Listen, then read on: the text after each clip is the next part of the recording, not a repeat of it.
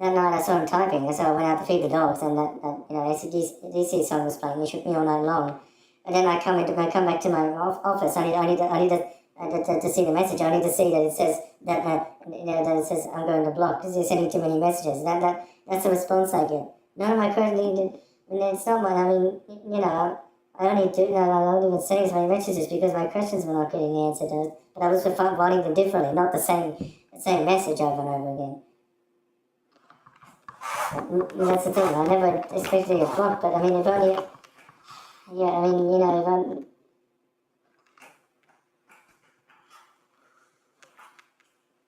And I never got close, but I never thought, when we got that messaging set up, I never thought it would get that complicated.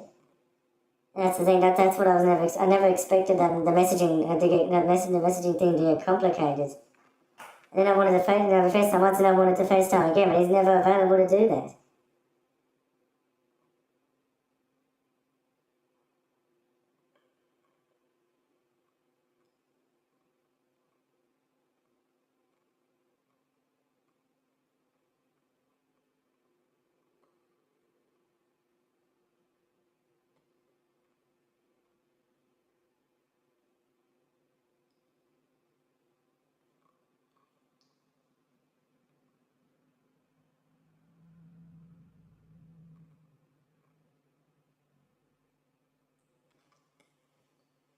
Yeah, it's already 8 o'clock, so.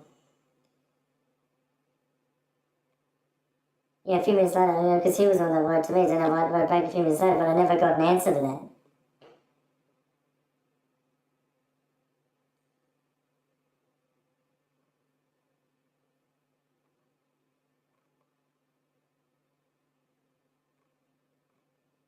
Okay, now I didn't answer it. Now I feel like I'm being ignored on purpose. I mean, I only wrote one message today.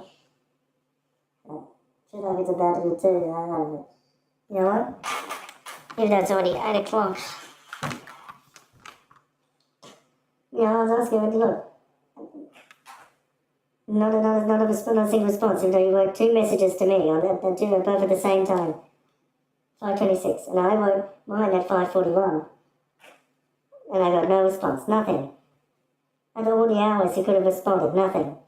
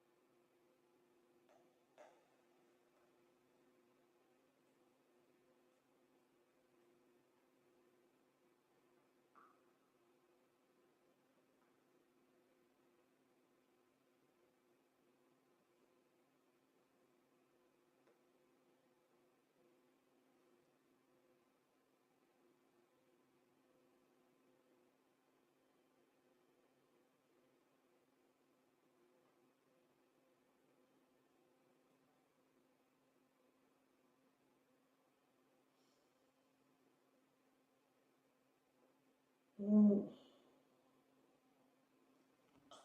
you wrote a long message. I thought you said, I thought you weren't supposed to write long messages. Well, I mean, I was only planning on writing that only message, the first one, but I didn't even get to hear about his dad. Now I feel like I'm being ignored. I mean, I'm so used to it. No, I'm not stepping up. No. There's not anything to do with that. It's just, I mean, that's not rude when you ask someone. I mean, he asked me about how my day was. I mean, but I didn't get a single reply. I mean, there was so much time, and now it's like I really don't get it. See, this is why texting has gotten a bit too complicated. I mean, how am I supposed to stay in touch if I basically feel like I'm being ignored? And then that's why I chose to quit texting. And I told her that, to everyone, because now I realise, it's only because it's fine texting everyone else. It's just my little cousin. That's the only one where it's complicated. Because there's all this, I had to follow. Well, I don't know, but yeah, this is that's the thing. Yeah, it takes him really more. So we're going for 2 days.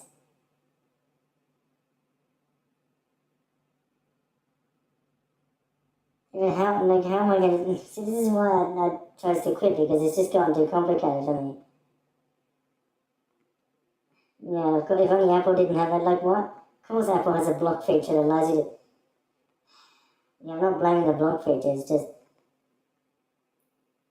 That's the better way to work. I mean, as I said, that's the better way to work. I mean, that's why, to be honest, this is the reason why I stopped messaging him altogether, because clearly it's gotten too complicated.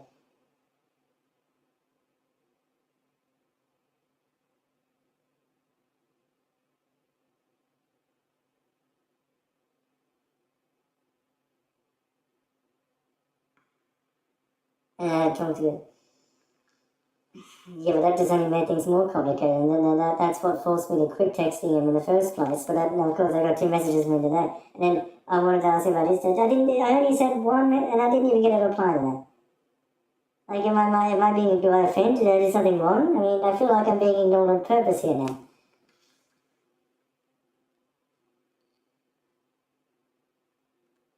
Oh yeah, I got.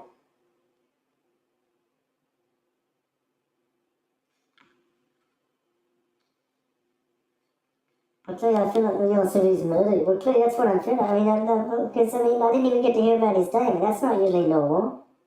Since when wouldn't someone I was just asking about his day as well, that Monday, because he asked about my day. No, but just a few minutes later, and yet I didn't even get a single reply. I mean, see, this is why I stopped texting in the first place. So I wanted to quit in the first place, but you wanted me to to keep iMessage. You told me to turn iMessage on, so of course, see, that's why I quit texting. Because that's why I stopped texting. I even told because it's just gotten too complicated for me. I mean, clearly, all this. What I want to know is how on earth do you text someone without stressing them out in the process? How do you text someone they can get stressed so easily? How do you do that? How do you avoid that?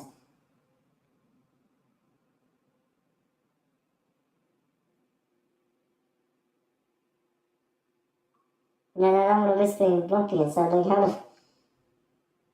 Yeah, so he would have already gone to sleep. He's not answering because he would have already gone to sleep. So this is why I even told him that. And I'm saying, but he didn't even acknowledge us. He just went, how was the day? It's like he didn't even acknowledge what I said before.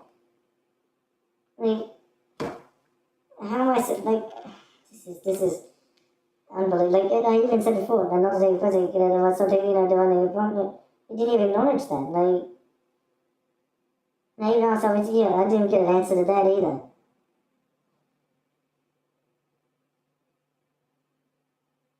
Just I still asked if we're still best friends. I didn't even get a yes. I didn't even get an answer to that. And now, that's not right.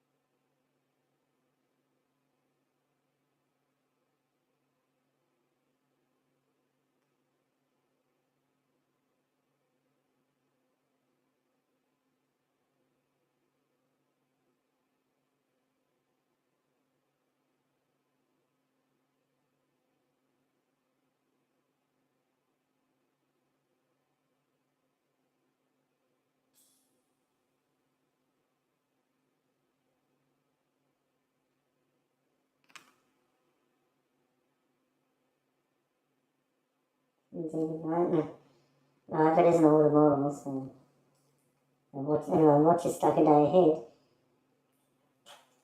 No, yeah. Well, it's only really going to sleep now because it's 9 o'clock, but still, we had all that time. I mean, I asked him about his day and I got no reply. Now I feel like I'm the one being ignored, and now I feel like he's mad at me.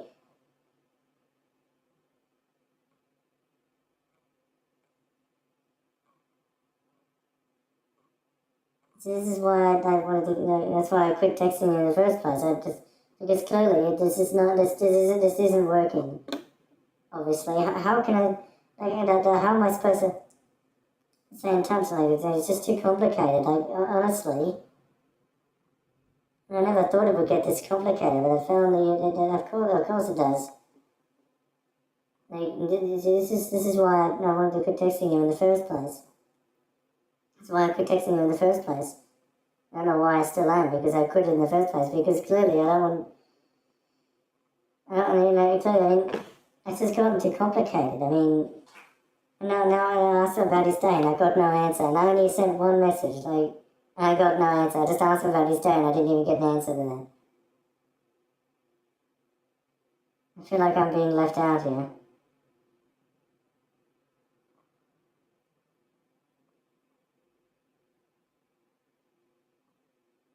This is why I quit texting him in the first place. I just wanted to...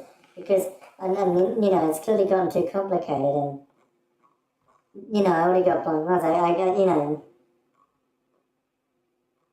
don't want to risk getting blocked again. That's the thing, that's why I started texting, because it's clearly gotten too complicated.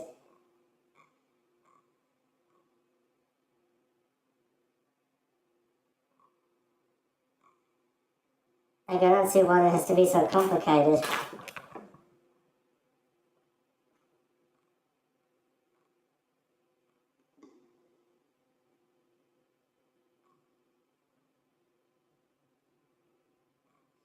Yeah, we said iMessage at the Memorial Cafe. That's when we set up the iMessage, but little did I know how complicated it would actually get.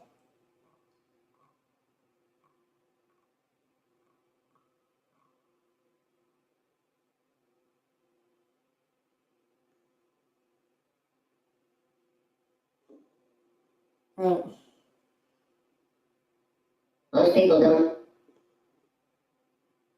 Yeah. expect to die. I feel like the one being left out.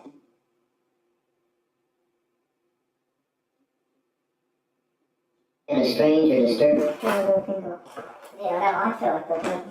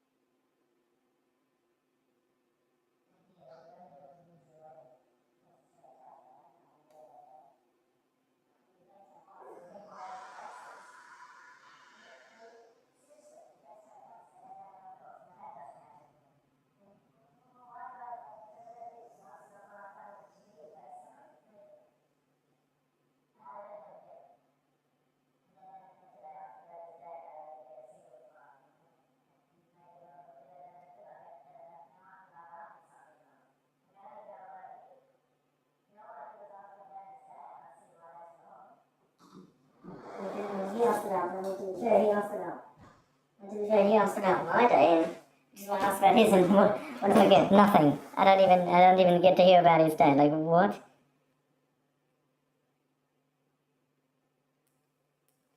Like, I don't know, but yeah, now in my mind, I'm starting to feel like he's mad at me because if he cared, he would have told me about his day. No. In this video, we'll go through 5 more real cases where normal people met their end in ways that were violent, confusing, or deeply unsettling. These stories are not from horror movies. They actually happened. And they show how fast everyday life can turn into something terrifying. I don't see what I did wrong. It was only one message. Too, because obviously I only wanted to send out one message. It was July 30th, 2008. A Greyhound bus heading from Edmonton to Winnipeg became the site of one of Canada's most shocking events. On board was 22-year-old Tim McLean, a Menace man returning home after working at a carnival. He was sitting at the back of the bus, resting with his headphones on.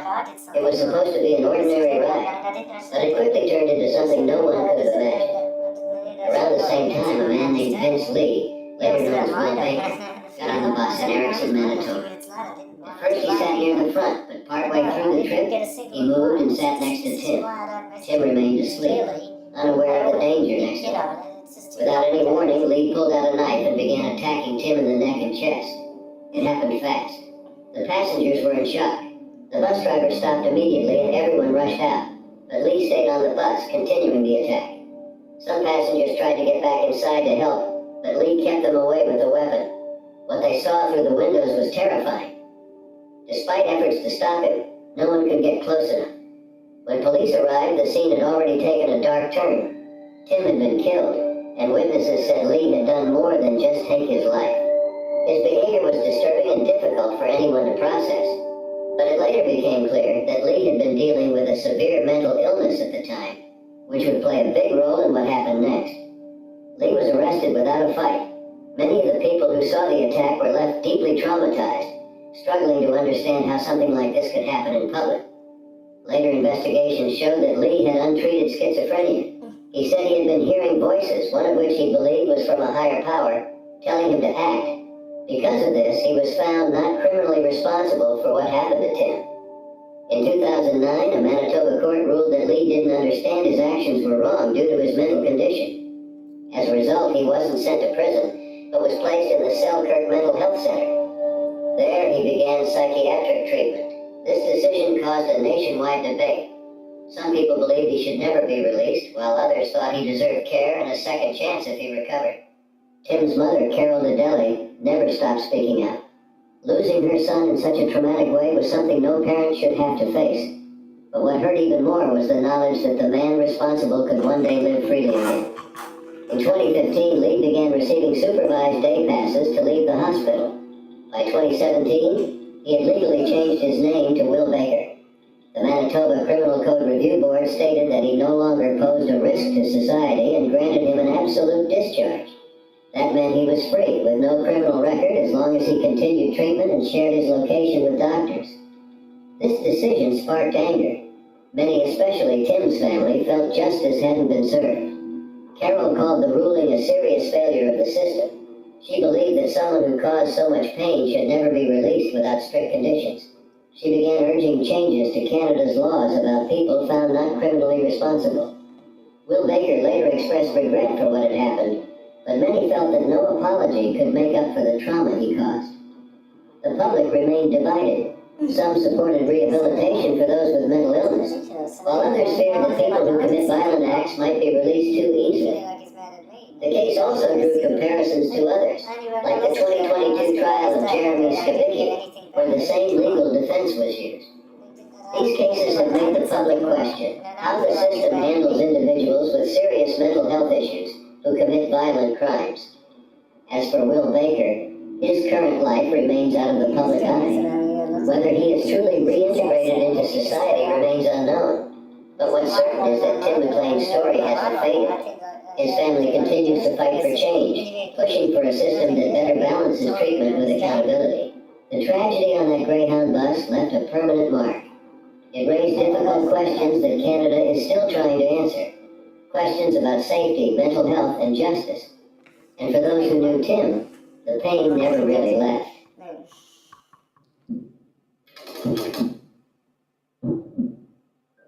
It was a Saturday evening in 2017 in the small town of Jičín in the northeastern Czech Republic. A 65-year-old mother and her 45-year-old daughter were spending time at a friend's garden home enjoying a sauna. It was meant to be a calm and peaceful evening, but it ended in tragedy.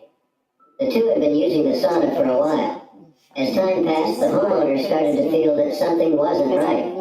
The women had been inside longer than usual. When she went to check on them, she found a horrifying scene. Both the mother and daughter were lying unresponsive on the sauna floor. The handle on the sauna door had broken, trapping them inside. As the heat grew more intense, they tried to break out by smashing the small glass window in the door, but they couldn't get through. Signs of their struggle were clear. Broken glass and other damage showed how desperate their final moments must have been. Police arrived and confirmed the worst. The women had lost their lives and nothing could be done. Emergency teams declared them dead at the scene. Later it was confirmed that both had passed due to heat stroke. What was supposed to be a relaxing evening had turned into a fatal situation. Photos released by authorities gave a clear picture of what had happened. One showed the broken door handle that kept them from getting out. Another captured the shattered glass from their attempts to escape. Towels lay scattered across the floor, a small but heartbreaking detail showing how quickly the situation spiraled out of control. According to police spokesperson Eva Kormosova, the women had been inside the sauna for about 90 minutes before they were discovered. Their friend had grown more concerned as time passed, but by the time she checked, it was already too late. The delay had cost both women their lives. A postmortem confirmed heat stroke as the cause. The intense heat, the broken handle, and the inability to exit created conditions no one could survive. The sauna, meant to bring comfort, had instead become a place of unbearable heat with no way out. This case raised serious concerns about the safety of private sauna setups. The door handle failure was a key part of why the women couldn't escape. The images of the shattered glass and broken parts showed how desperately they had tried to get out. It was a terrible reminder that something as routine as a sauna visit could turn deadly if safety systems failed. The town of Jason was left shaken. Friends and neighbors were in disbelief. A normal evening had taken an unexpected and tragic turn. The broken door, the damage, and the abandoned towel all stood as grim evidence of what had happened. A mother and daughter, simply trying to relax, were gone. As investigators continued looking into the incident, questions came up about whether the sauna was properly maintained. Was the equipment faulty? Had the door handle been inspected recently? These questions became central to understanding how the tragedy unfolded and how it could have been prevented. The story also started wider discussions about sauna safety. While most people think of saunas as safe and relaxing, this showed how quickly things could change. A malfunction or delay in response can lead to outcomes no one expects. The situation revealed how vulnerable people can be when there's no way to escape rising heat in confined spaces. Authorities and the local community worked together to figure out how to prevent this from happening again. For those left behind, the pain of losing two loved ones was overwhelming. A peaceful visit turned into a disaster no one could have imagined. The broken handle, the cracked glass, and the untouched towels are now tied to the memory of that evening. They are symbols of how something meant for comfort turned into something tragic. The story of the mother and daughter is a powerful reminder. Even in everyday moments, safety matters. A small fault can lead to devastating consequences if overlooked.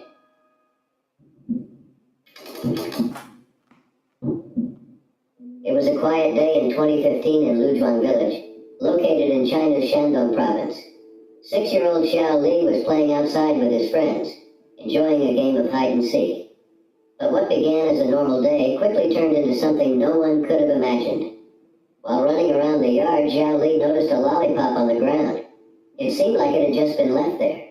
Not thinking anything of it, he picked it up, unwrapped it, and put it in his mouth.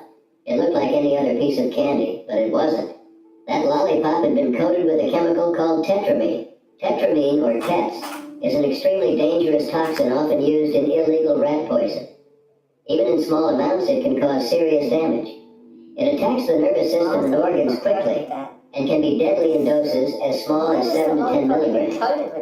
Although it's been banned in many countries since 1984, it still makes its way into the black market, including in parts of China. After eating the candy, Xiao Li went back to playing with his friends.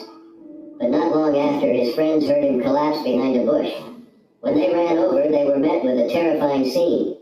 Xiao Li was unconscious and his face was pale. Worse, he was bleeding from his eyes, nose, ears, and mouth. Panicking, the children ran to get help. Xiao Li's father, Jin Sui, found his son barely breathing in the yard and rushed him to Jiuyi County Hospital. Despite quick action, the poison had severely damaged his organs, turning his blood dark. He was then transferred to Jining Affiliated Medical School Hospital for better care. Doctors did everything they could for 2 days, but despite their efforts, Xiao Li passed away. Tests confirmed the cause. The lollipop had been laced with tetramine. This wasn't an accident. Someone had placed that poisoned candy on purpose, and more were found around the yard, leading police to believe that someone had intentionally left several poisoned lollipops where children could find them. But how did they get there? Investigators looked at the layout of the property. The yard couldn't be reached easily from the road. If someone had thrown the lollipops over the fence, they would have broken. That meant someone had walked onto the property and carefully placed them there. It was a targeted act. Police began looking into anyone who might have had an issue with the family. Someone had gone out of their way to hurt them. Despite a deep investigation, the person behind it has never been caught. The case raised major concerns, not just about the crime itself, but about how a dangerous substance like tetramine could still be found in the country. Though banned, it remains accessible through illegal markets. Authorities have tried to stop the spread of it, but cases like this show just how serious the problem is. What makes Xiao Li's case especially heartbreaking is that he had no way of knowing. He was just a kid playing outside. The candy looked harmless. He thought he'd found a treat. Instead, it cost him his life. His father, who had to witness the aftermath, would carry that pain with him forever. The village mourned alongside the family, shaken by what had happened. A single piece of candy had changed everything. Even now, the investigation remains open. Authorities still don't know who was behind it or what their motive was. But the loss left behind can't be undone. The tragic death of Xiaoli is a painful story, one that continues to haunt his family and community. It's a reminder that even the smallest things can hold hidden dangers. And the question that still remains, who did this and why? She still remains. Wait, how? It was December 4th, 2016 in Sao Paulo, Brazil. Rosemary do Nascimento Silva, a 32-year-old bride-to-be, was about to fulfill a dream she had held for years, surprising her fiancé, Udirli Damasceno, by arriving at their wedding in a helicopter. She wanted the entrance to be private, known only to a few people involved in the planning. It was her way of making their special day even more unforgettable. The ceremony was set at the Recanto Beija-Flor, a large venue in Osasco, just outside Sao Paulo. The couple had invited hundreds of guests, and everything was going according to plan. What no one expected was how quickly that day would turn from joyful to tragic. At around 4 p.m., Rosemary boarded the Robinson R-44 helicopter at a nearby hangar. She was joined by her brother, Silvano Nascimento da Silva, the photographer, Nayla Cristina Neves, who was 6 months pregnant, and the pilot, Peterson Pinheiro. The flight was only supposed to last about 15 minutes. Initially, the sky was clear. The helicopter took off smoothly, and Rosemary's excitement was captured on camera. She smiled while looking out the window, unaware of the danger ahead. But about 20 minutes in, weather conditions shifted suddenly. Fog rolled in, followed by rain and reduced visibility. The pilot began to struggle, and the situation became critical. Inside the helicopter, everything changed in an instant. The onboard footage showed the calm turning into panic. Alarms went off, the camera shook, and passengers screamed as the helicopter spiraled. Peterson, the pilot, tried to regain control, but the fog was too thick, and visibility was nearly gone. Moments later, the aircraft crashed into a forested area less than a mile from the venue. The impact was fatal. First responders arrived quickly, but there were no survivors. Investigators later found that the helicopter had been approved for use until early 2017. However, it was meant to carry only 3 passengers, not 4. That day, it was overloaded. The crash wasn't immediately known to those at the wedding. Guests waited, unaware of Rosemary's surprise plan. Only a few people knew she was flying in, and they assumed there had been a delay. But when a call confirmed the helicopter had left as scheduled, organizers began to worry. Not long after, news spread of a crash nearby. At first, no one connected it to the wedding, but when the truth came out, the celebration came to a halt. Udirli, waiting at the altar, had no idea what had happened. Minutes before the ceremony, he was told the heartbreaking news, that Rosemary, along with the others, had lost their lives in the crash. The dream she had carefully planned had ended in the worst way possible. More than 300 guests had gathered at the venue, but only 6 of them knew about the helicopter arrival. The rest watched in confusion as the ceremony was called off. For Udirli, the shock was immediate. What was meant to be the happiest day of his life became one of deep pain. Authorities began an investigation into the crash.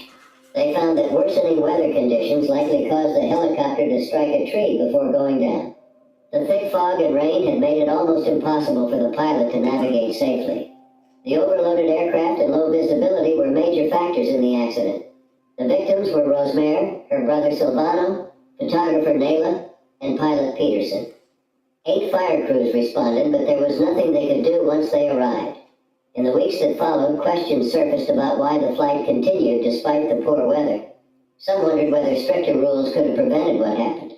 But for those left behind, those questions didn't ease the loss. Footage from the flight was later released during the investigation.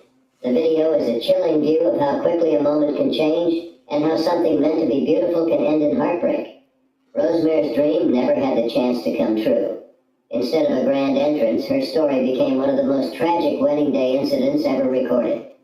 And for Udirli and the families of those on board, it was a loss that would never be forgotten.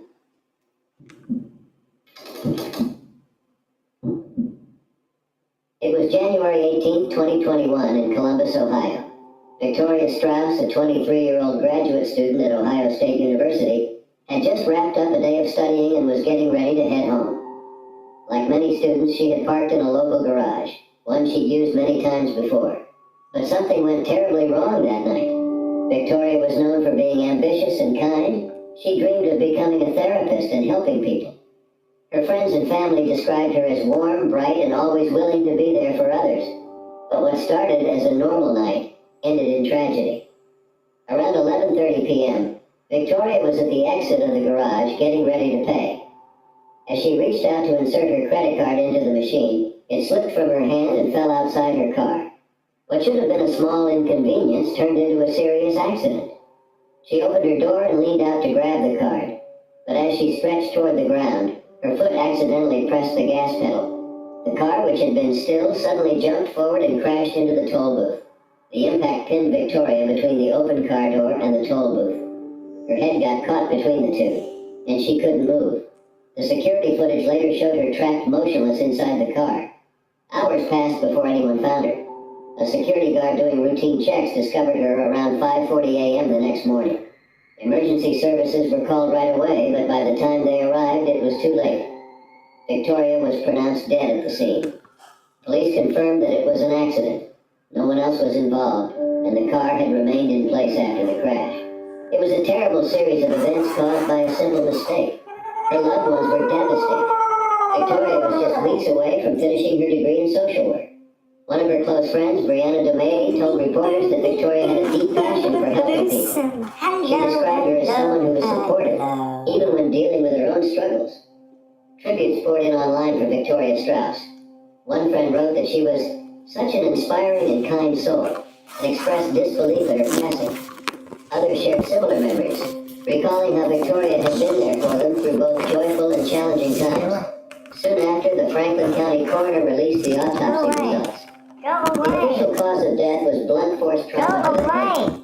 There was also some evidence of mechanical asphyxia, which happens when breathing is restricted by pressure, but it wasn't the main cause. One detail that shocked many was the discovery that Victoria had been heavily intoxicated. Her blood alcohol level was 0.221, almost 3 times the legal driving limit in Ohio. No other substances were found in her system, but the report listed alcohol as a contributing factor in the accident. The coroner's findings gave some clarity, but they didn't ease the pain for those who knew her. The accident had been sudden and unexpected, an outcome no one could have imagined from something as small as reaching for a credit card. In the days after, her friends and family found comfort in memories and traditions that mattered to her. Victoria had been a member of Florida Atlantic University's cheer and dance team before transferring.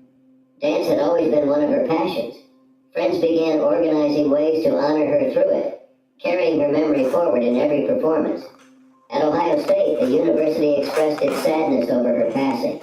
In a public statement, they extended their condolences to her family and friends. It was clear that Victoria had touched many lives and had a promising future ahead.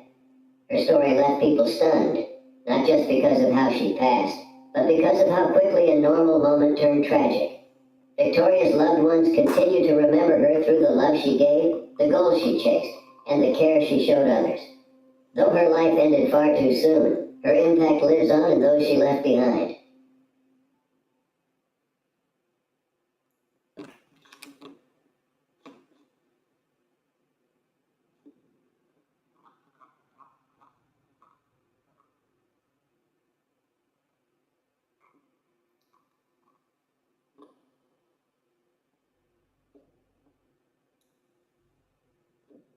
Live TV can seem safe and polished, but some broadcasts spiral into pure nightmare. Accidents, shocking chaos, and moments that left the world gasping happened in real time, unfiltered and unforgettable. These clips show the unexpected, the horrifying, and the impossible happening right on your screen. Dare to witness the raw side of broadcasting? This is 2 hours of most disturbing moments in live TV history. It was 1979 in Clearwater, Florida, when a new Christian-themed kids show called Joy Junction aired on the Christian television network. It featured colorful characters like Sheriff Don, Professor Cloudhopper, Whittler Dan, and a ventriloquist named Ron, who performed with his puppet, Marty. The show focused on fun and faith, teaching kids about values, kindness, and staying away from bad influences. The show quickly became popular. Parents loved its wholesome message, and kids enjoyed the songs, games, and lessons. Soon, Joy Junction expanded nationally, airing on major Christian networks like Trinity Broadcasting and FamilyNet. It ran for nearly 20 years, from 1979 into the early 2000s, reaching thousands of homes.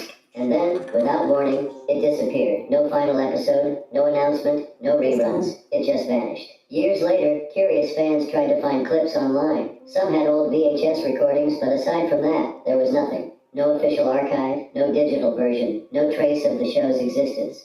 Eventually, the reason became clear. Among the cast was Ronald William Brown, the ventriloquist who played Ron alongside his puppet, Marty. On the show, the two spoke about resisting temptation and staying on the right path. Brown was also active in his local Largo, Florida church community. He regularly hosted puppet shows, gave kids rides to church in the church van, and even invited them over for pizza before Bible study. To many parents, he seemed kind and trustworthy. But behind that image, something much darker was happening. In 1998, police stopped Brown and found children's underwear in his vehicle. He claimed they were props for his puppets, and authorities let him go. No further action was taken. Years passed without incident, until 2012. That year, investigators were looking into an online network involved in disturbing activities. They came across a man from Kansas named Michael Arnett. When they searched his computer, they found highly inappropriate images involving children, some posed in staged settings. These pictures raised major concerns, but what really stood out were the chat logs.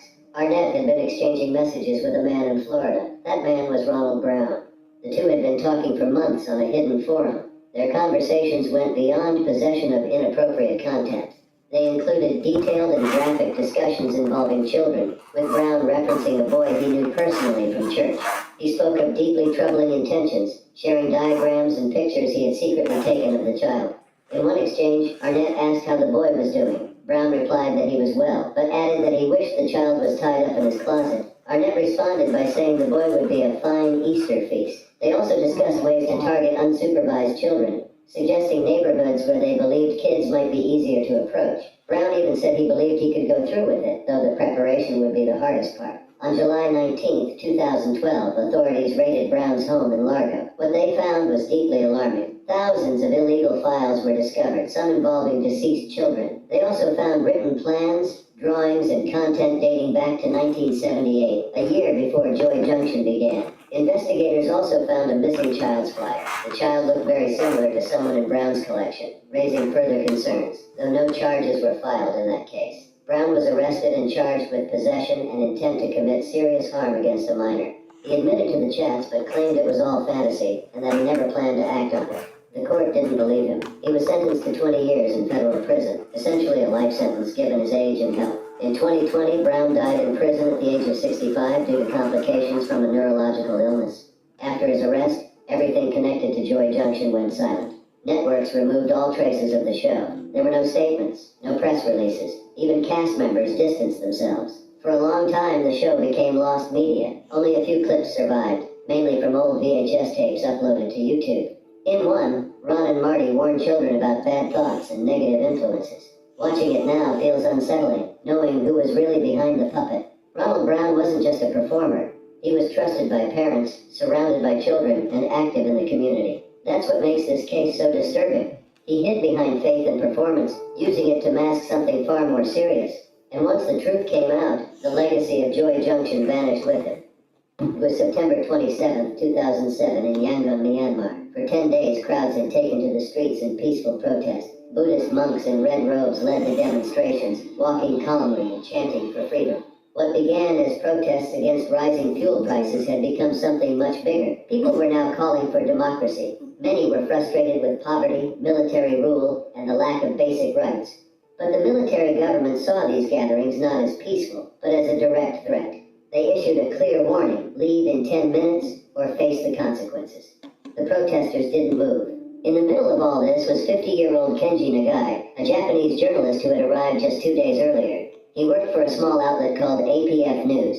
Kenji had spent years reporting from dangerous places: Afghanistan, Iraq, Palestine. His mission was always the same: go where others wouldn't, and show what was really happening. That morning, Kenji stood near the Sule Pagoda in downtown Yangon. The area was full of protesters, some waving flags with the peacock symbol linked to Aung San Suu Kyi's political party.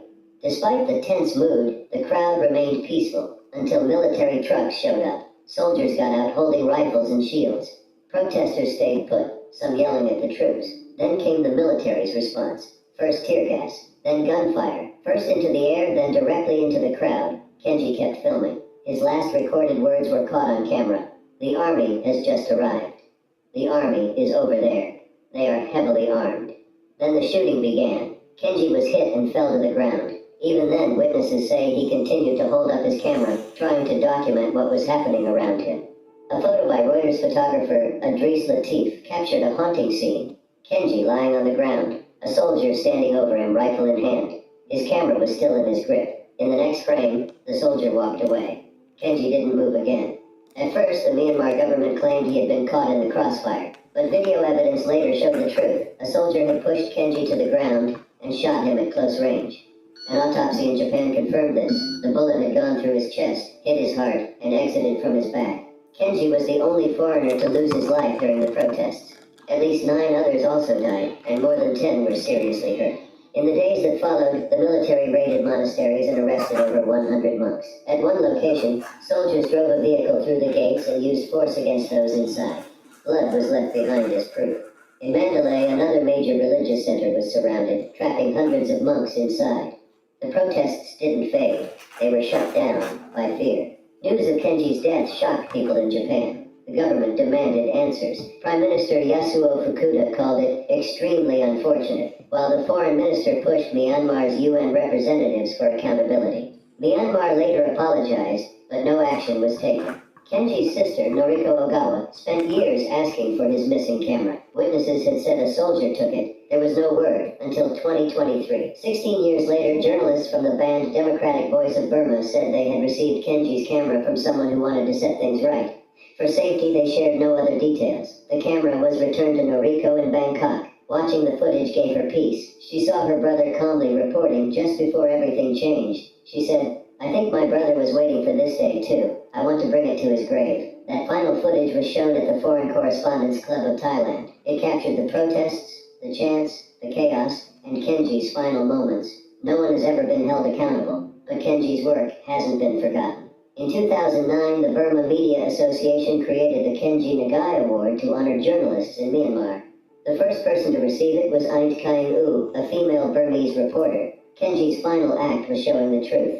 16 years later, his camera finished what he started. On August 23, 2010, a tragic hostage situation unfolded in Manila, Philippines. A former police officer, Rolando Mendoza, hijacked a tourist bus in Rizal Park, holding 25 people captive. Mendoza, 55, had been dismissed from the Philippine National Police, or PNP, months earlier due to allegations of extortion. Believing he was unfairly removed, he took over the bus, hoping to get his job back. What started as a protest soon turned into a catastrophe, leading to the deaths of 8 hostages and raising serious concerns about the police response and media coverage. Mendoza's demands were straightforward. He wanted his dismissal overturned and his name cleared. Negotiators initially made progress, leading to the release of several hostages. The bus carried 22 Hong Kong tourists and 3 Filipino locals, including the driver, a guide, and a photographer. As the standoff stretched over 11 hours, Mendoza grew increasingly agitated. Inside the bus, he had access to a television and watched as his brother, Gregorio Mendoza, was arrested live on air. Gregorio, also a police officer, had tried to mediate, but authorities suspected him of being involved. Seeing his brother taken away pushed Mendoza over the edge. His frustration turned to aggression, and the situation rapidly worsened. One of the hostages, Mrs. Leon, later recounted how her husband tried to stop Mendoza, but was killed in the process. Despite witnessing the horror, she held on, determined to survive for her children. The situation became more dangerous as Mendoza issued threats over the radio, stating that he had already harmed hostages and would not hesitate to do more. Authorities eventually decided to intervene. A police assault team attempted to breach the bus, but the operation was chaotic and poorly executed. Mendoza, watching the news coverage, was aware of every move they made. The media had been broadcasting the standoff nonstop, unintentionally providing Mendoza with critical information. As the assault team moved in, gunfire erupted. Police hesitated, unsure of how to proceed. They attempted to break in through the back door, but were met with more shots. After hours of failed rescue attempts, snipers were finally ordered to take action. Mendoza was fatally shot, but by then, 8 hostages had already lost their lives. When the standoff ended, survivors emerged from the bus, many injured and in shock. Emergency responders rushed to help, but the damage had already been done. The incident left many questioning whether the deaths could have been prevented. The police's slow response and lack of coordination became the focus of national outrage. Alberto Lubana, the bus driver, managed to escape and alert authorities about the grim reality inside. He ran towards the police, yelling that everyone was dead. His chilling statement underscored the severity of the tragedy. The crisis sparked international backlash, especially in Hong Kong, where families of the victims demanded accountability. The Philippine government issued a formal apology, but tensions between the two regions remained strained. The investigation into the incident revealed several critical failures, particularly in how the police handled the situation. Philippine Justice Secretary Leila de Lima led the inquiry, calling top officials to testify. It became clear that the police had little experience in managing high-risk hostage situations. One major misstep was not taking out Mendoza earlier, when opportunities were available. Additionally, the live media coverage gave Mendoza an advantage, keeping him informed of police tactics in real time. The inquiry concluded that authorities made serious errors, resulting in unnecessary loss of life. As a consequence, several officers, including Manila Police Chief Superintendent Rodolfo Mactibe, were either suspended or demoted. The lack of proper crisis management was widely criticized, with many believing that better planning could have saved lives. The Philippine government later introduced measures to prevent similar incidents. Specialized police training programs were launched, including the National Tourist-Oriented Police for Community Order and Protection. These efforts aim to improve law enforcement's ability to handle high-risk situations, particularly those involving foreign tourists. Despite these reforms, the tragedy remains one of the darkest moments in the country's history. The pain of the survivors and the families of the victims continues, with many still seeking closure.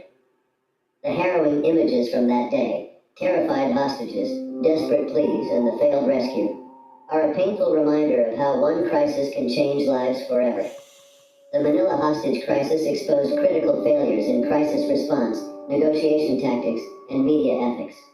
While lessons have been learned, the devastating loss of innocent lives remains an irreversible tragedy. It was January 11, 2001, in Rio de Janeiro, Brazil. The set of Xuxa Park, a popular children's TV show, was filled with excitement as an episode was being filmed.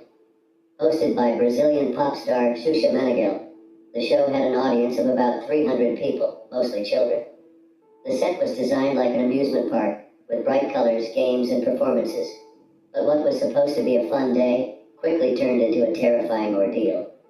As Xuxa and her dancers performed a closing musical number, a small fire started in the spaceship prop, a key feature of the show. This spaceship was used for Xuxa's grand entrances and exits. At first, the flames seemed minor. A stagehand grabbed a fire extinguisher to put it out, but instead of stopping, the fire spread rapidly. Within moments, the flames engulfed the set, feeding on plastic decorations. Thick smoke filled the air, making it difficult to see or breathe. Panic broke out as the audience and crew rushed toward the exits. Oh my gosh. The intense heat melted parts of the set, and in the chaos, some children got trapped. One of the most frightening moments was when a young girl named Tamiris became stuck on a Ferris wheel prop. Seeing this, Xuxa's bodyguard, Van Nielsen, ran back through the flames to rescue her. He managed to get her to safety, but the fire continued to spread. Despite the panic, some cameras kept rolling, capturing the disaster as it unfolded. The footage later aired on Brazilian news channels, shocking the public. Firefighters eventually got the blaze under control, but by then, the damage was severe. A total of 26 people were injured, most suffering from smoke inhalation. Among them were 2 children, aged 7 and 10, who sustained severe burns. An adult who had helped with rescues was also badly hurt. Many others, while physically unharmed, were left traumatized by the experience. Xuxa, though not physically injured, was deeply affected. She had always been known for her strong bond with children, and witnessing such a disaster firsthand took a heavy emotional toll on her. She later visited the victims in the hospital, offering support as they recovered. Investigators determined that the fire was caused by an electrical short circuit in the spaceship prop. There was no evidence of foul play, but the damage was done. The show, which had been airing since 1994, was immediately put on hold. Oh my God, the whole thing set on fire because a short circuit a short circuit in the space pod. It's what started the fire. Oh my God.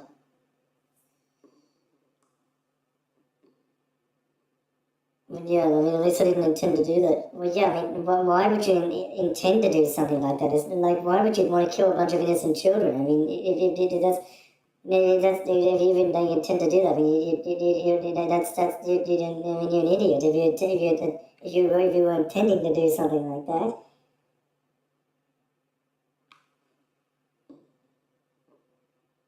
Yeah. The space pod malfunction was a short circuit in the space pod. That's what started the fire. Everything was burning. And it was all on tape as well. And of course, even though it was all on tape, they still chose to air it. Like, why would you even air that after how graphic it is? You shouldn't. Like, why would you still air that? I mean.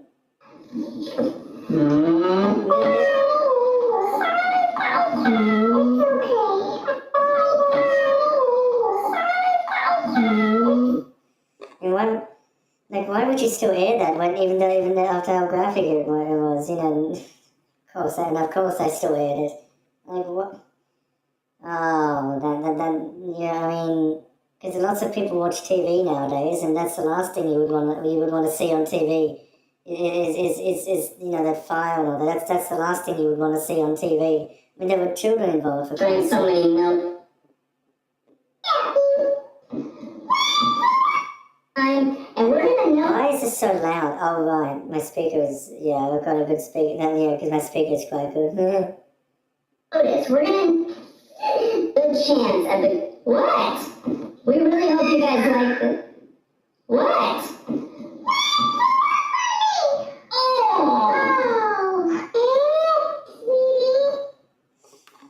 Yeah, not everyone, you know, when you have too much sugar or milkshakes and stuff, yeah, not everyone has the stomach to handle that, and yeah, then unfortunately it comes back up.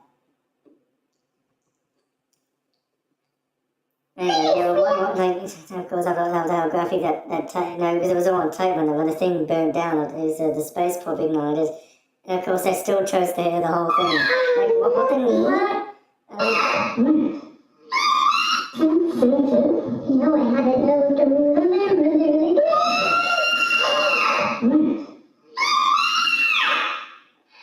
That is so loud. Don't you think you should turn it down?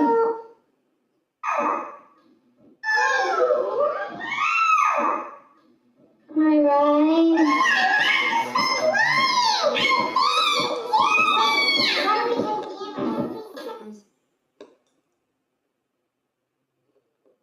I mean, even after how graphic the tape was, they still chose to air it. I think that's ridiculous. Like, the fact that you would air something so graphic, I mean.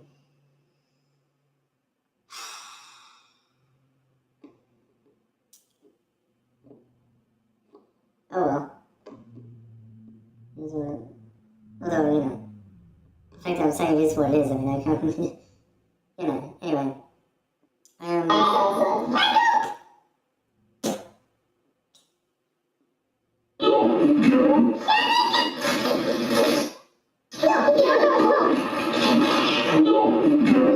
Nearly fell in the water. Okay. Anyway, yeah. The space pop ignited. That's what started the fire. There was electrical circuit in the space pop. That's what ignited on fire. Oops. Oh yeah, the electrical circuits can cause fires, unfortunately.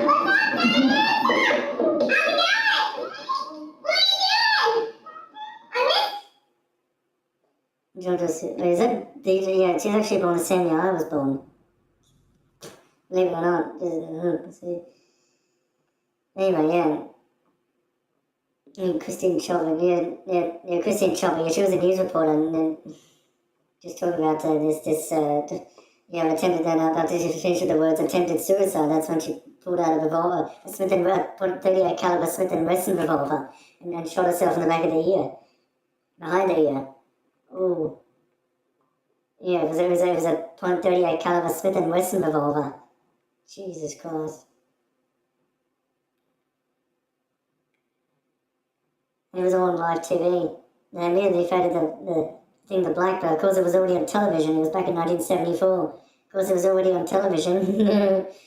Well, it's not funny, but yeah, most people had already seen it on television, so... Oh my god.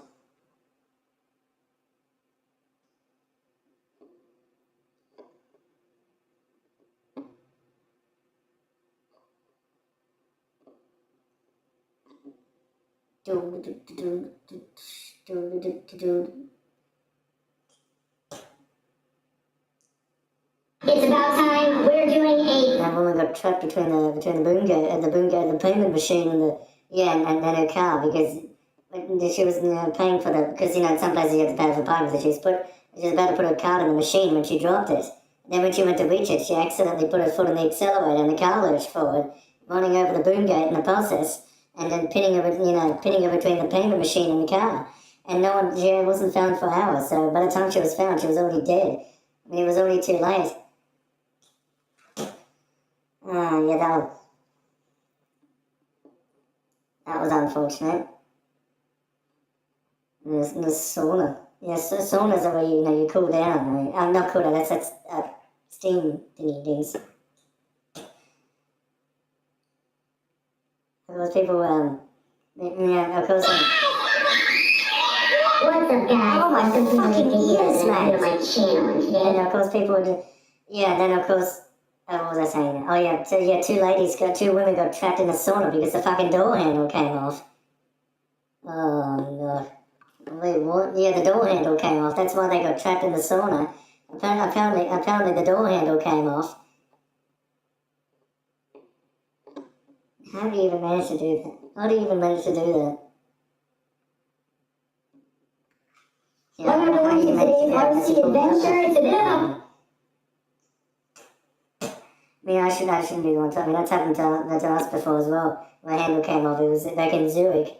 Me and my mum both got trapped in the bathroom after I pulled the handle. I was the one that pulled the handle. Of course, I was the one that pulled the handle off the door. Yeah, we were both stuck in the bathroom. So we had to get someone to get Dad because we were stuck in there. The handle was off the door. Oh man. welcome back to another video. Today we have this massive tub of Hot Wheels I got for $5 at a yard sale last year. Yard sale. Yeah, yard sale is cheap. A tub of Hot Wheels stuff. Hot Wheels. Who never mind. Yeah, the two women got trapped in the sauna because the door handle came off. So of course they were trapped in there after the door handle came off.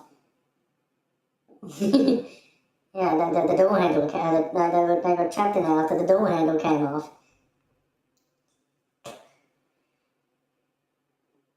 Unfortunately, I didn't make it either. Shocking.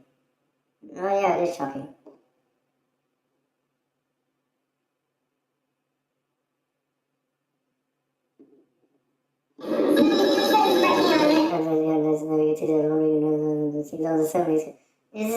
That just feels the same one on the cousin one this year, and then it feels like just like that. I mean, it just feels like I teleported through time, and then the time is already up, and never mind.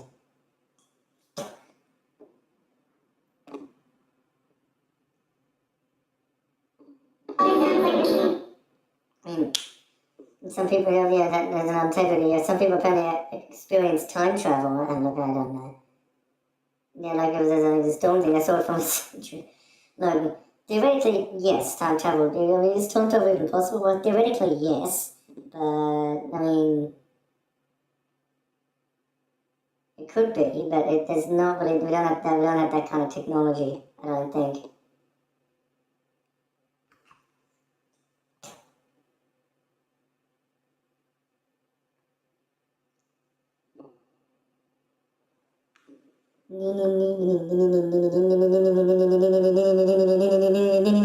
What are you doing? Oh. What? Seriously?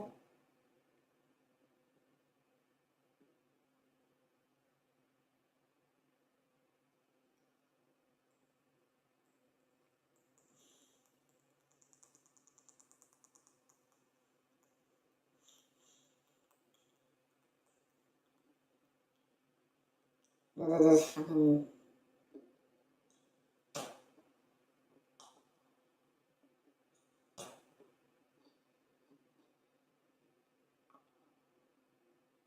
Yeah, my fucking nose came off. Yeah. Oh yeah, that's what Ted said, yeah, well, I mean... Hi everyone, this is just kind of like a question, so a few people who watch my videos, I want to know because I'm just starting at spring break, so I want to know what kind of content Comments turned off. channel. And here now I can... I mean, I have my comments turned off on my videos too, I want to know what you so... guys want, whether that's, gaming, to sketch comedy, to... My channel's normal videos and, oh, it's got 303 subscribers and this channel is 176, so I've got way more subscribers.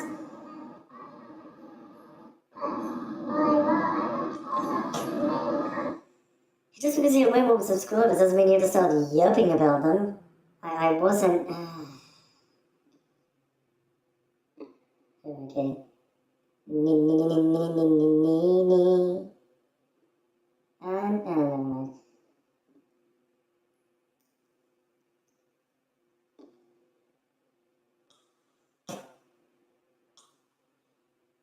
Vengeance. What do you mean vengeance? Never mind.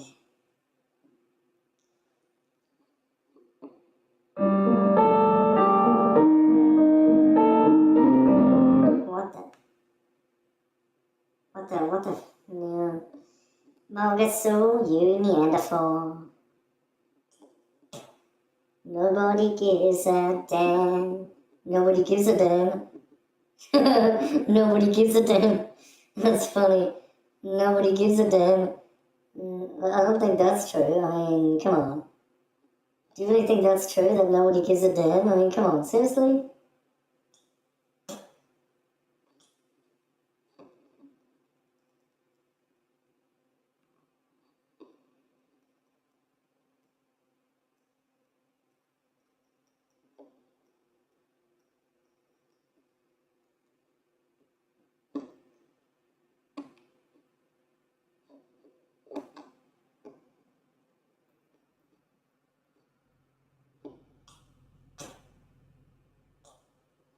Yeah, fucking,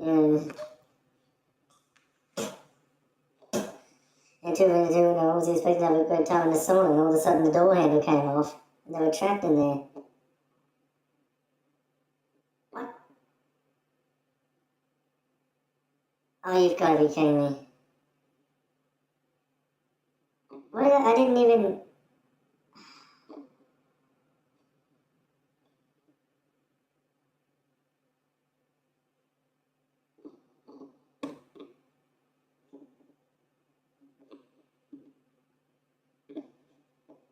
I guess X is broken as well.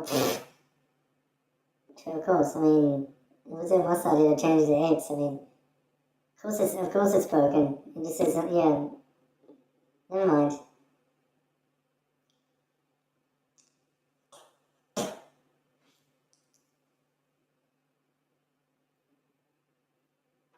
Yeah, Poodle was chasing after a tennis ball, and then wasn't even sort of by on the balcony. Went out the ball ended up on the balcony. So the dog, so dog said he went to fetch the ball, and then of course, but the barrier, which was apparently only recently repaired, all that unexpectedly gave way, and the dog fell off the balcony, and of course, a lady in her 70s happened to be walking below. And she had no time to react, and the dog struck her on the head, and they both killing them both in the process. And even the dog was killed too. Shit. And another woman witnessed it, but of course she stepped too far out into the street, and the bus driver tried to avoid swerve, but he couldn't avoid hitting her. Oh no. And the guy witnessed everything, both those things, the woman being hit by a bus, and the woman being struck by the dog, and the woman being hit, the other one being hit by a bus. He witnessed it all, and then he went home and then suffered a heart attack and died as well. And she just went there, she then suffered a heart attack.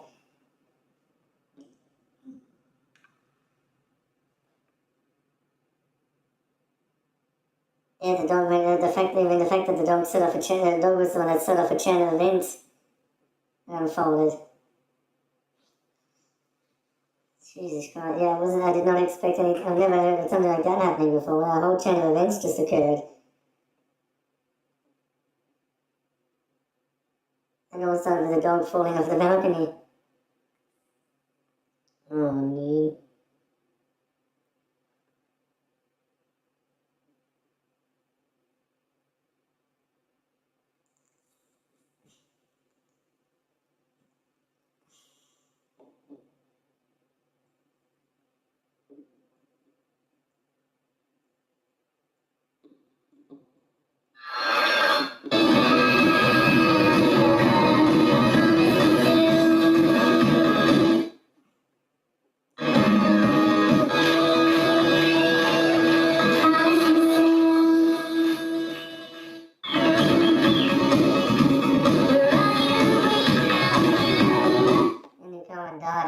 He died from bone marrow cancer. Yeah, still the video.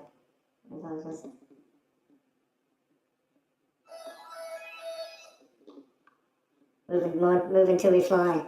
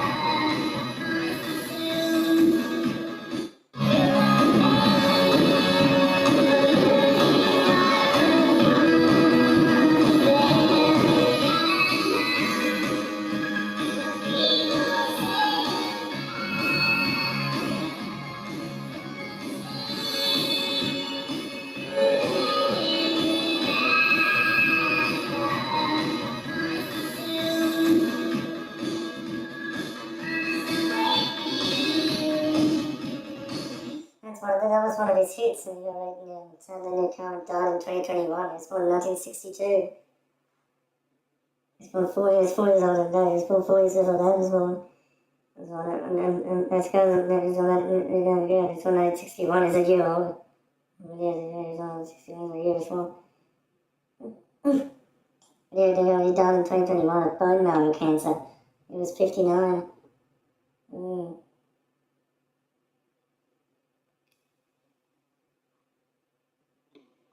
Schuster Park never returned. The network, Globo, made the decision to cancel the show permanently.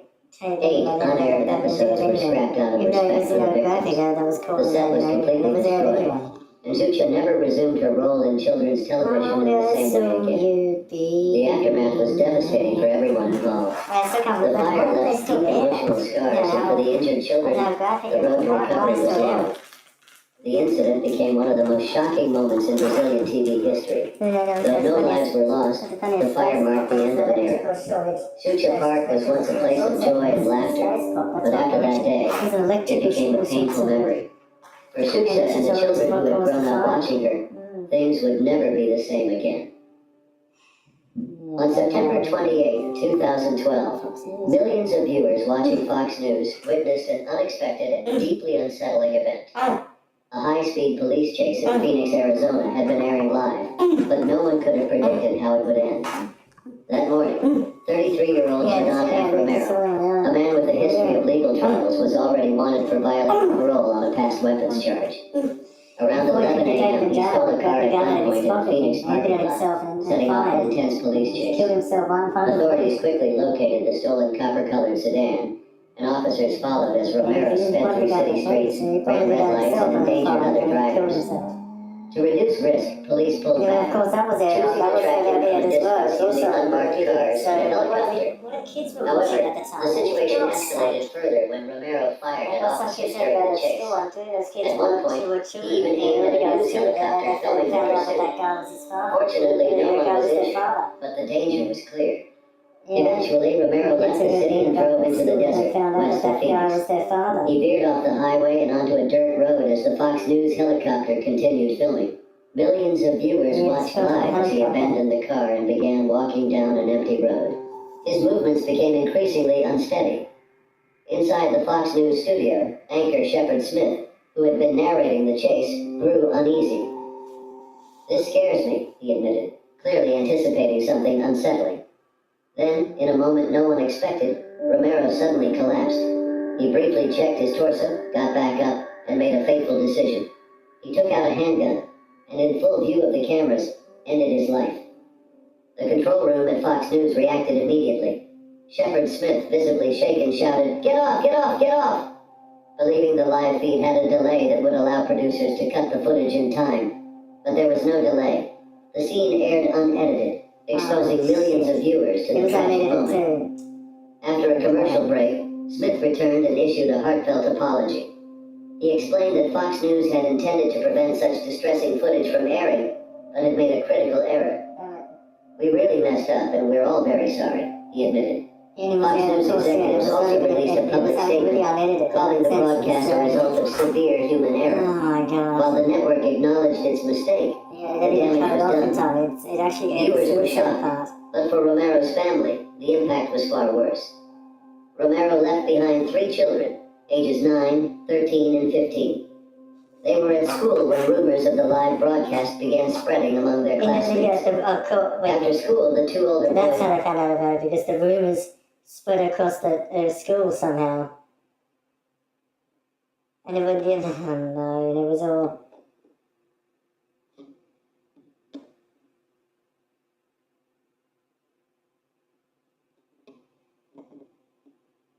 Because they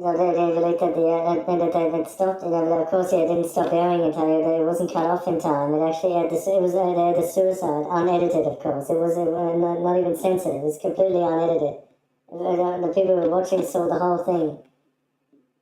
So then they had to issue an apology.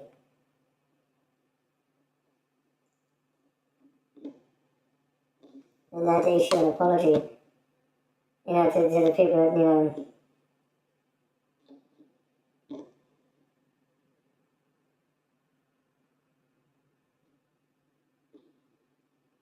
Children Frank Romero. Yeah, it was all and it was unedited too. And of course, the news anchor shook its head and he thought that the lights would cut off in time. Like, it was like saying, get off, get off, get off. Of course. Well, oops. Yeah, of course, it didn't cut off. No, the suicide part was there, unedited. And I realized it. Oh, nothing.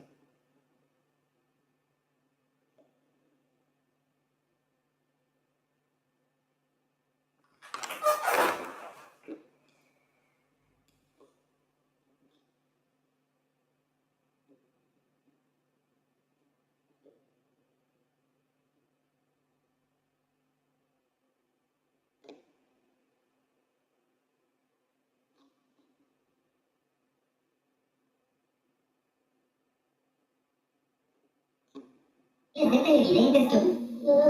Y yo tuve todas. Because yeah, it was all the suicide was aired on the cameras were unedited. And, they thought they cut it off in time, and then even the news anchor was saying get off, get off, get off. And unfortunately, they didn't cut it off in time.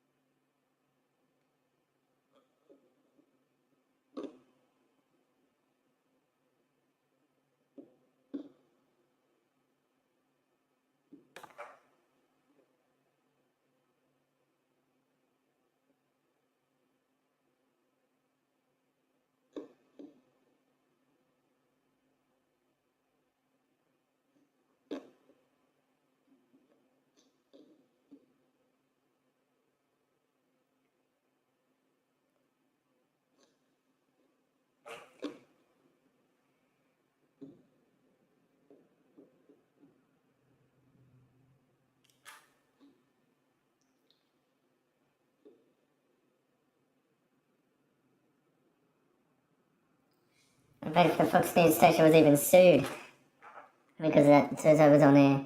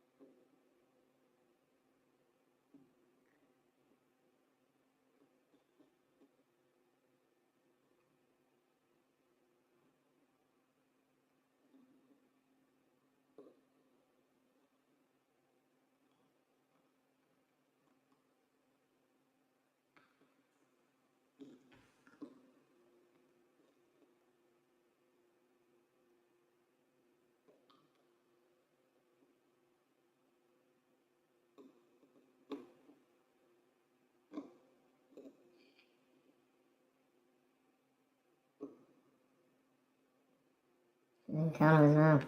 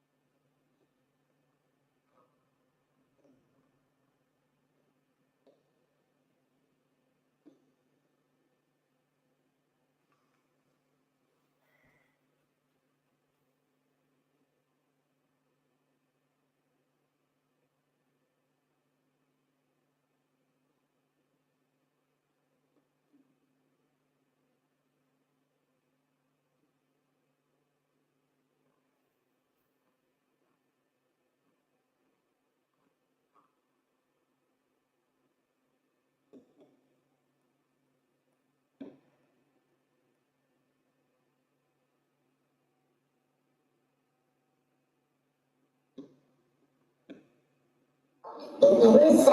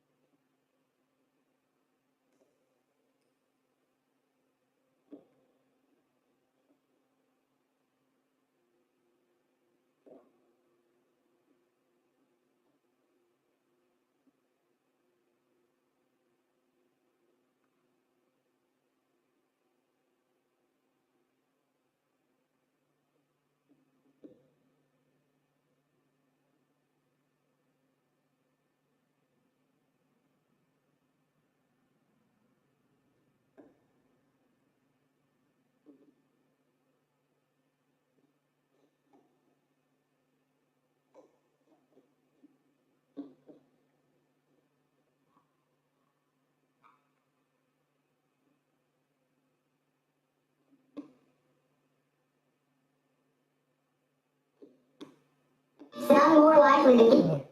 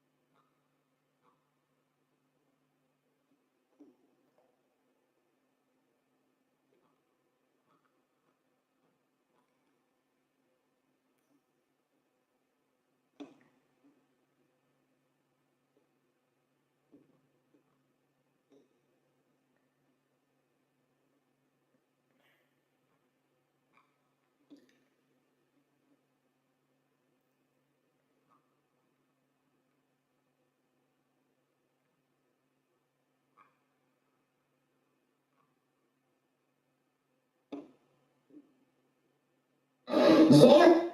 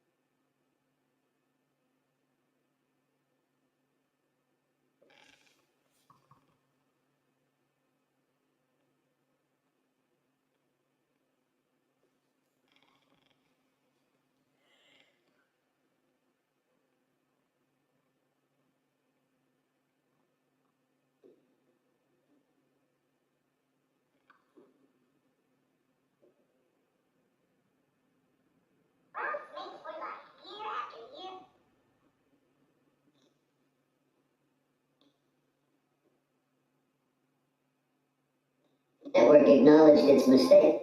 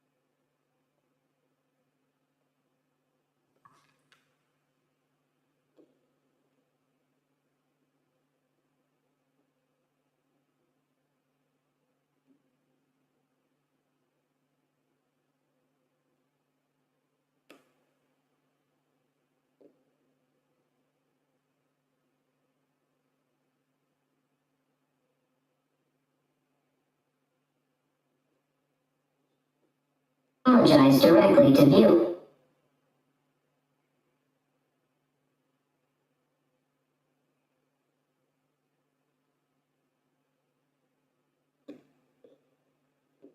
Aimlessly through the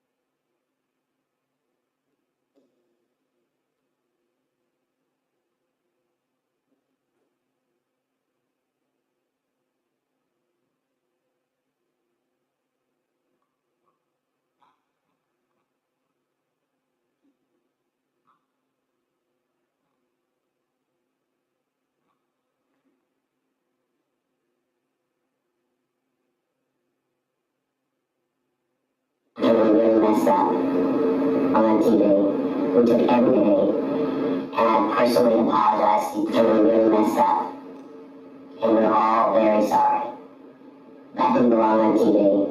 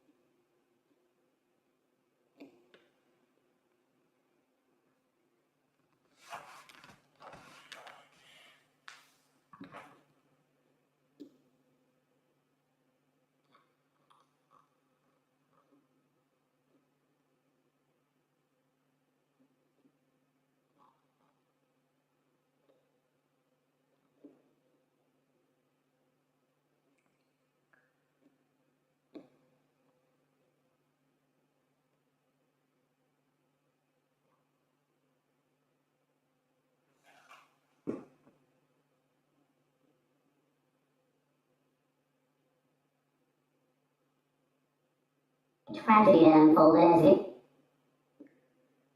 News from the O.J. Simpson slow speech.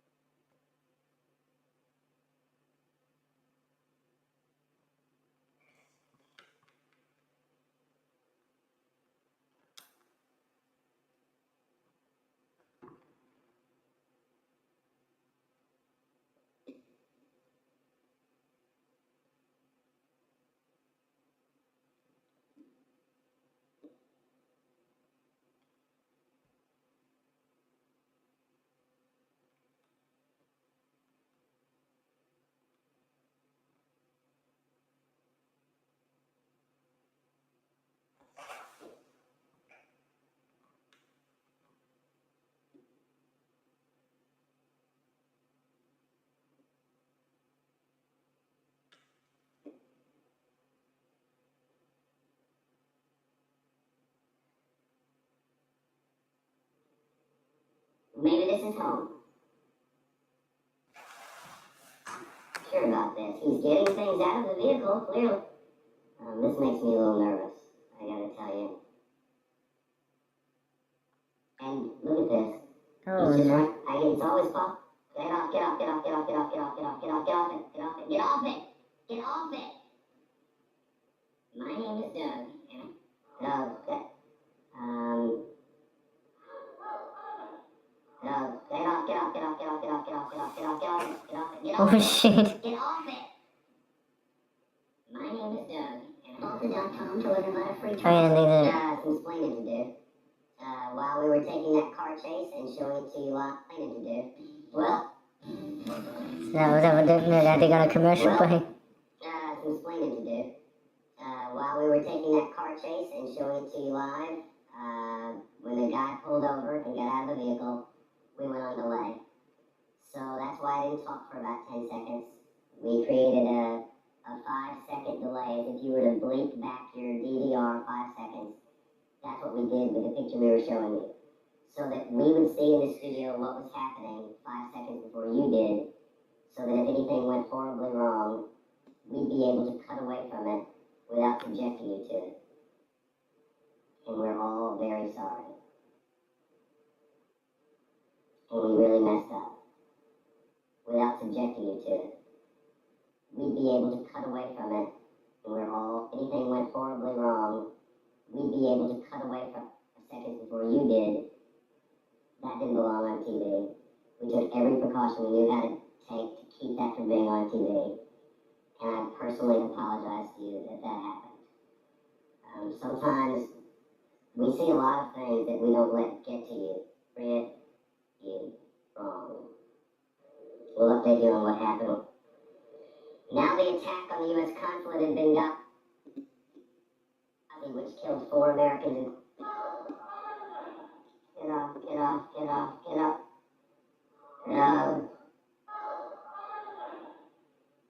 Benghazi, which killed 4 Americans, including our ambassador to Libya.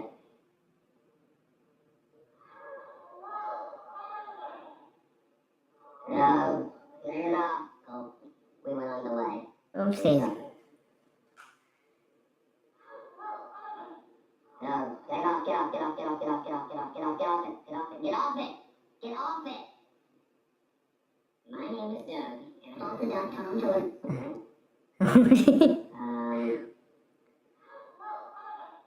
Get off, get off, get off, get off, get off, get off, get off, get off, get off it, get off it, get off it, get off it. My name is Doug. He accidentally aired on live television by accident. I didn't know the guy killing himself.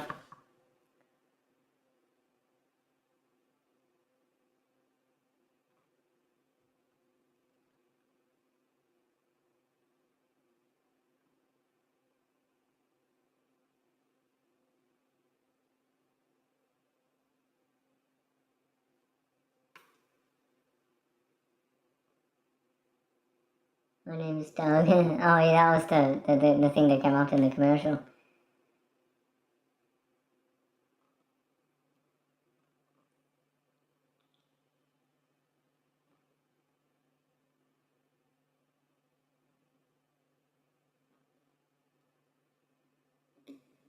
Get off, get off, get off it.